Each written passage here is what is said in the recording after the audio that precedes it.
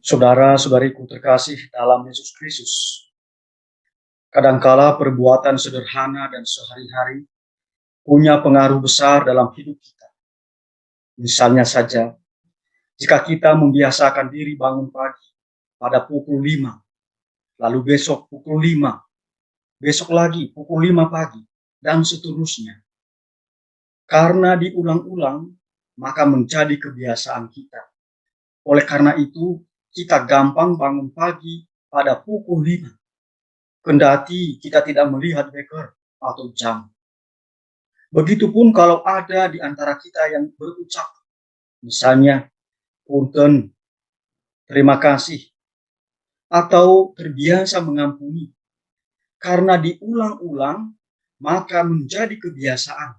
Dan karena itu sangat dekat dengan tutur kata kita, sikap kita.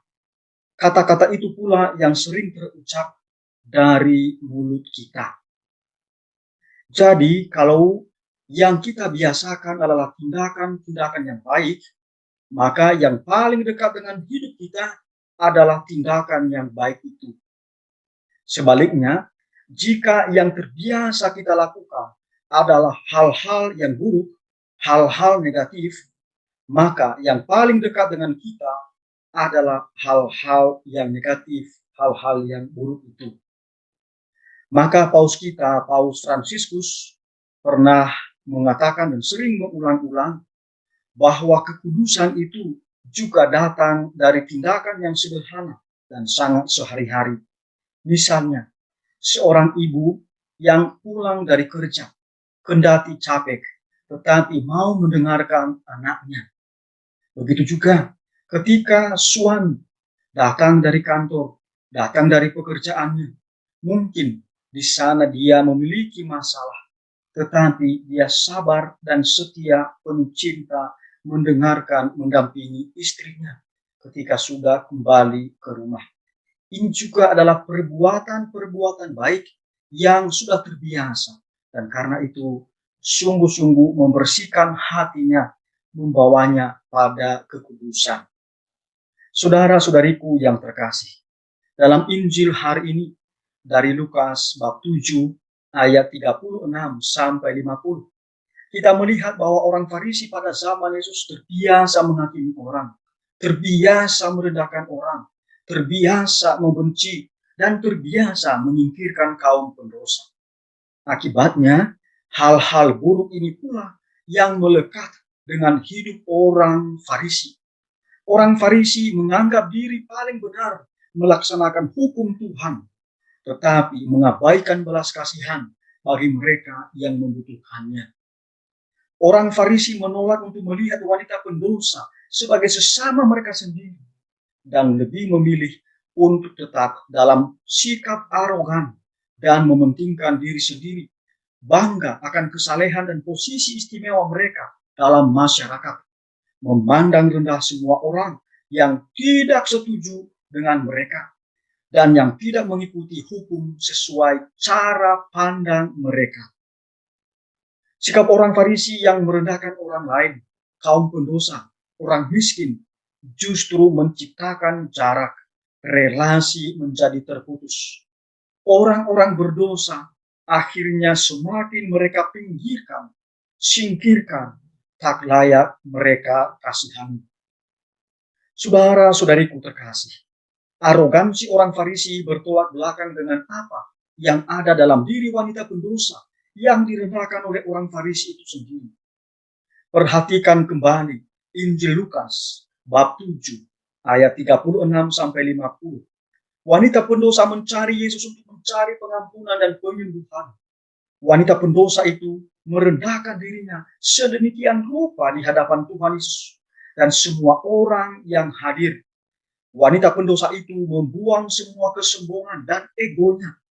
Tindakannya penuh simbolis, menggunakan rambutnya, mahkota kecantikannya untuk menyeka kaki Tuhan, menggunakan hartanya yang berharga dengan membeli minyak wangi untuk membersihkan bagian tubuh yang dianggap kotor, kaki.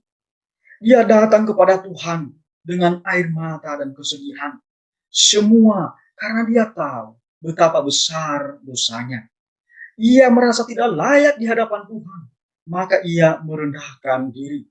Ia tidak menganggap diri paling benar, maka ia meminta pengampunan dan penyembuhan supaya dia kuat untuk bertobat. Dari sikap merendahkan diri, membuang kesombongan diri, tercipta relasi yang baik. Yesus melihat ketulusan wanita pendosa itu. Ia menunjukkan pertobatan. Saat itu, apa yang diharapkan oleh wanita pendosa itu sungguh terjadi dalam dirinya ketika Yesus berkata, dosamu telah diampuni, imanmu telah menyelamatkan engkau, pergilah dengan selamat. Lukas bab 7 ayat 48 dan ayat 50. Bayangkanlah jika kita seperti wanita pendosa itu yang tadinya dihantui rasa bersalah karena banyak dosa, kini tergerak hati berkomitmen untuk bertobat. Dan komitmen pertobatan itu diteguhkan, diapresiasi oleh Yesus sendiri. Imanmu telah menyelamatkan engkau, pergilah dengan selamat. Saya yakin kita pun akan berkata, syukur Tuhan, hambamu yang tak layak ini masih engkau semangati untuk berjuang mengikutimu. Syukur Tuhan, terima kasih, dan aku berjanji untuk terus bertobat. Saudara-saudariku terkasih, Yesus sungguh menaruh belas kasihan kepada wanita pendosa itu. Yesus menerima wanita pendosa, sementara orang Farisi menolak wanita pendosa ini karena mereka terbiasa menolak dan merendahkan orang berdosa. Sikap Yesus ini dihidupi oleh dua santo yang kita peringati hari ini. Santo Cornelius, seorang paus yang saleh dan penuh belas kasih. Ia memiliki teman dekat, yakni Santo Cyprianus, saat itu uskup Kartago, Afrika, dan sekaligus teolog besar pada zamannya, yang mendukung kepemimpinan Paus Cornelius. Pada abad ketiga dan awal abad keempat, terjadi penganiayaan hebat kepada orang-orang Kristiani di Roma dan di Afrika. Mereka yang tidak tahan dengan penganiayaan itu memilih murtad, menyangkal dan meninggalkan iman mereka akan Kristus. Mereka meninggalkan gereja. Namun, banyak di antara mereka kemudian kembali menjadi Kristen, menjadi pengikut Kristus, kembali ke bangkuan gereja. Tentu saja, Paus Cornelius dan didukung oleh Uskup Cyprianus menerima mereka kembali dengan sukacita. Ayo kembali ke gereja. Ayo kembali mengikuti Kristus. Sebaliknya, Novatianus dan kelompoknya yang sebagian besar adalah para imam pada waktu itu menolak keras sikap Paus Cornelius. Novatianus berpendapat bahwa tidak layak lagi menerima kembali orang-orang murtad, kendati mereka bertobat, kendati mereka menyesal, karena mereka beranggapan mereka sudah tidak layak lagi diterima di dalam gereja. Sikap ini, sikap Novatianus ini, persis seperti sikap orang Farisi yang memandang rendah wanita berdosa yang bertobat. Saudara-saudariku terkasih, hendaknya kita tidak memandang rendah orang lain. Kita jauhkan diri kita dari sikap yang merasa lebih benar, lebih baik, lebih suci daripada orang lain. Marilah kita biasakan untuk melihat diri kita. Marilah kita membiasakan untuk merenungkan hidup kita, bahwa kita juga sebenarnya manusia yang rapuh, manusia berdosa.